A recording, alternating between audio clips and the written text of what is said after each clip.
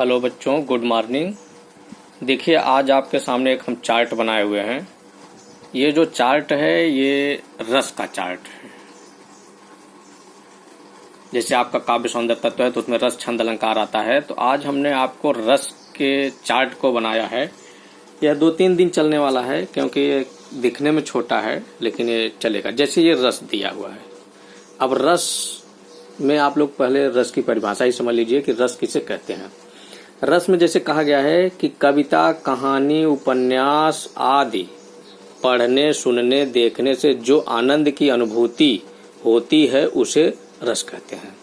अब यहाँ कहा गया है कि कविता, कहानी, उपन्यास पढ़ने, सुनने, देखने से जो आनंद की अनुभूति होती है वो रस कहलाता है। अच्छा, ये जो पढ़कर आपको आनंद की अनुभूति होती है, आनंद की अनुभूति तभी होती है जब आपके शरीर के अंदर से मन में अस्थाई भाव निकलकर बाहर आ जाता है। तब जब अस्थाई भाव निकलकर बाहर आ जाता है तब आपको आनंद की अनुभूति होने लगती है और वहां तब उस रस की उत्पत्ति हो जाती है। जब तक शरीर के अंदर से मन में वो अस्थाई भाव निकलकर नहीं आएगा तब तक। अब अस्थाई भाव की बात करते हैं तो अस्थाई भाव देख लीजिए आपका, ये जैसे रस को है, रस को हमने 4 खंडों में बांटा है। रस को 4 खंडों में बांटा है। पहला खंड है अस्थाई भाव, दूसरा है विभाव, और तीसरा है अनुभाव, और चौथा है संचारी भाव। इस संचारी भाव को व्यभिचारी भी कहा जाता है। इस संचारी को व्यभिचारी। अच्छा, इसमें देख लीजिए, जैसे मैंने यहाँ लिख दिया है कि 9, 11, और फिर यहाँ लिख दिया है 2, यहाँ लिख दिया है 4, यहाँ लिख दिया है 33। ये इनकी संख्या है। जैसे रस को अस्थाई भाव जो है आज तक मान्य में वो 9 है। कुछ लोग 10वां तक मानते हैं, कुछ लोग 11वां तक मानते हैं, लेकिन अभी तक जो पूर्णतः मान्यता प्राप्त है वो 9 है। वो कितना है? 9। अब ये जो 9 है वो पूर्णतः 9 है। अब कुछ लोग इसको 10 भी मान लेते हैं, कुछ लोग 11 भी मान लेते हैं। जो आपके सामने हम दर्शाए हैं वो 11 तक दर्शाए हैं। कितना दर्शाए हैं? 11 तक। अब 11 तक दर्शाए हैं तो लेकिन हम लोगों को ज्यादातर इसी तक का मान्य रहता है। जो कवियों ने माना है वो 11। अब देख लीजिए, इसमें कहा जा रहा है, जैसे हमने रस की परिभाषा कंफर्म कर लिया है। अब रस किसे कहते हैं कि कोई कहानी, नाटक, उपन्यास पढ़ने, सुनने, देखने इत्यादि से जो भी हमको अस्थाई भाव निकलकर बाहर आता है, हमारी जो अनुभूति आनंद की होती है, वहां वह रस निर्धारित हो जाता है। अब इसको 4 भाव दिया हुआ है, जैसे अस्थाई भाव, विभाव, अनुभाव और संचारी भाव। अब इन अस्थाई भाव को देख लीजिए, इसमें दिया है कि जो आपके मन में लगातार प्रसंग तक बना रहे। अब अस्थाई भाव का तात्पर्य तभी आता है कि जैसे आपके मन में अस्थाई भाव लगातार बना रहता है। अस्थाई भाव लगातार बने रहने का तात्पर्य है प्रसंग। प्रसंग मतलब इनमें से जो भी घटना आपके सामने घटी हो, यानी ये जो घटना घटी हो, इन घटनाओं में से ये जितनी देर आप लोगों की इसकी चर्चा होती रहेगी वो उतनी देर ये अस्थाई भाव बना रहेगा। जैसे मान लीजिए कहा जाए कि कोई वीर का अस्थाई भाव उत्साह। अब जैसे कहीं लड़ाई झगड़े की बात हो गई है और कोई आपको उसको उकसा रहा है, वीर बना रहा है, उत्साह दे रहा है कि नहीं आपको ये कार्य कर लेना चाहिए। मैं लड़ाई झगड़े की बात नहीं कर रहा हूँ, पढ़ने में भी उत्साह बनाया जाता है कि नहीं तुम डॉक्टर बनना है, बन जाओ। और जो डॉक्टर बनता है वो उत्साह दे रहा है जो बनने के लिए। जैसे मैं ही एक टीचर हूँ, मैं आप लोगों से कहता हूँ ना कि हाँ इसमें कितने बच्चे डॉक्टर बन जाएंगे, कितने बच्चे इंजीनियर बन जाएंगे, आप ऐसे पढ़िए वैसे पढ़िए, तो मैं उत्साह दे रहा हूँ। जब तक मैं बताऊंगा तो आपके अंदर ये, जब तक मैं चर्चा करूंगा तब तक आपके अंदर ये उत्साह बना रहेगा। हाँ, अब क्रोध, शोक, हास, रति ये सब हैं, ये यानी जब तक उसकी प्रसंग यानी उसकी चर्चा चलती रहती है तब तक वो आपके मन में बना रहता है। अब दूसरा है विभाव। विभाव यहाँ कहा जा रहा है जो व्यक्ति, वस्तु, परिस्थितियां आदि भावों को जागृत या उद्दीप्त करती है। अब जागृत करती है यानी जो व्यक्ति, वस्तु, परिस्थितियां आदि भावों को उत्पन्न। अब ये विभाव उसको निर्धारित कर रहा है कि ये जितनी देर आपको इसमें से जो व्यक्ति आपको उत्साहित कर रहा हो, आपको यह बनने की, आपको यह करने की चेष्टा दे रहा हो, ये वो विभाव है। क्या है कि विभाव यानी कहा जाए जो व्यक्ति, वस्तु, परिस्थितियां आदि भावों को जागृत करती या उद्दीप्त करती रहती। जैसे इनमें से इसको जागृत कौन कर रहा है? जैसे मान लीजिए हम रति लेते हैं, रति में आपको जागृत कौन कर रहा है? जिससे आप प्रेम कर रहे होंगे।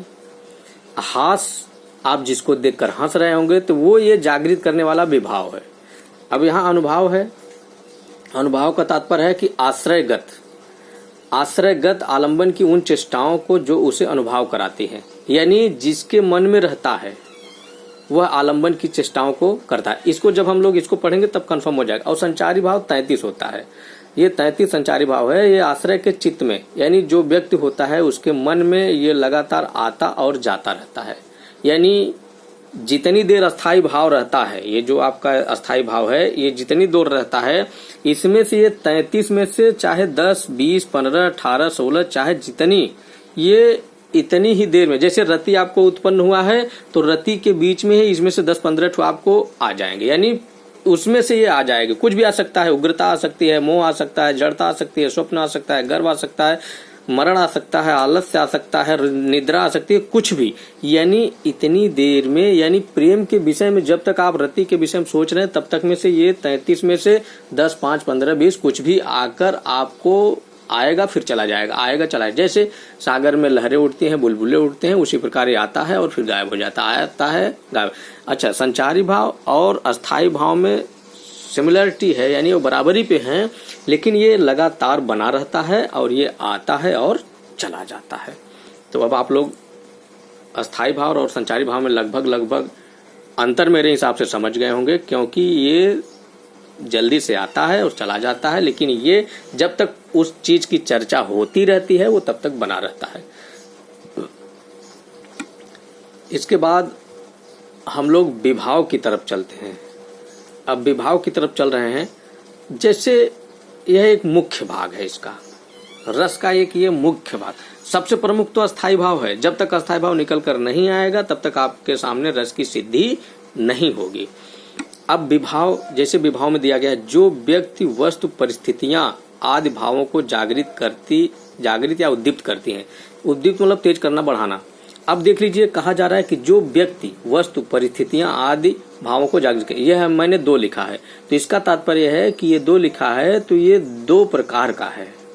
अब देख लीजिए कि जो व्यक्ति वस्तु परिस्थितियां आदि भावों को जागृत करती है, यानी जो व्यक्ति या कोई वस्तु या कोई परिस्थिति आपको यह भाव जागृत करती है, यही भाव जो कहा जा रहा है यहाँ पे भाव, वो यही भाव है कि इस भाव को इन्हीं में से कोई जागृत करता है। अब विभाव को फिर देख लीजिए, जागृत करता है वो इस भाव को। अब ये देख लीजिए, विभाव 2 भागों में बटा है, एक आलंबन, एक उद्दीपन।